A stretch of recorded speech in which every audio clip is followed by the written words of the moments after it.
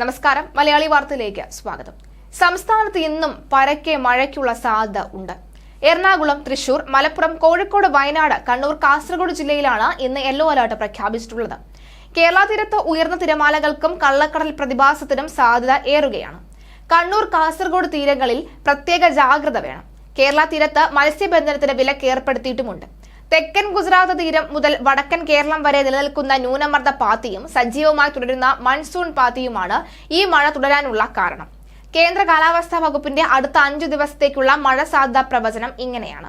എറണാകുളം, തൃശൂർ, മലപ്പുറം, കോഴിക്കോട്, വയനാട്, കണ്ണൂർ, കാസർഗോഡ് ജില്ലയിലാണ് 25-ാം തീയതി മഴയുടെ സാധ്യതയുള്ളത്. 26-ാം തീയതിയിലേക്ക് വരുമ്പോൾ അത് മലപ്പുറം, കോഴിക്കോട്, വയനാട്, കണ്ണൂർ, കാസർഗോഡ് ജില്ലയിലാണ്. 27-ാം തീയതി കണ്ണൂർ, കാസർഗോഡ് എന്നീ ജില്ലയിലാണ് കേന്ദ്ര കാലാവസ്ഥാ വകുപ്പ് യെല്ലോ അലർട്ട് പ്രഖ്യാപിച്ചിരിക്കുന്നത്. ഒറ്റപ്പെട്ട ശക്തമായ മഴയ്ക്കുള്ള സാധ്യതയാണ് പ്രവചിക്കപ്പെട്ടിരിക്കുന്നത്.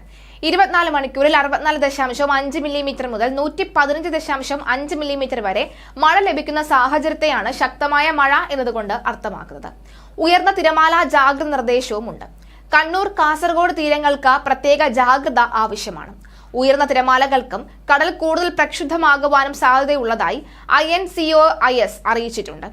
കേരള തീരത്ത് 26-ാം തീയതി രാത്രി 7:30 വരെ കള്ളക്കടൽ പ്രതിഭാസത്തിനും 2.7 മുതൽ 3.4 മീറ്റർ വരെ ഉയർന്ന തിരമാലയ്ക്കും സാധ്യതയുണ്ട് എന്നാണ് ദേശീയ സമുദ്രസ്ഥിതി പഠന ഗവേഷണ കേന്ദ്രം അറിയിച്ചത്.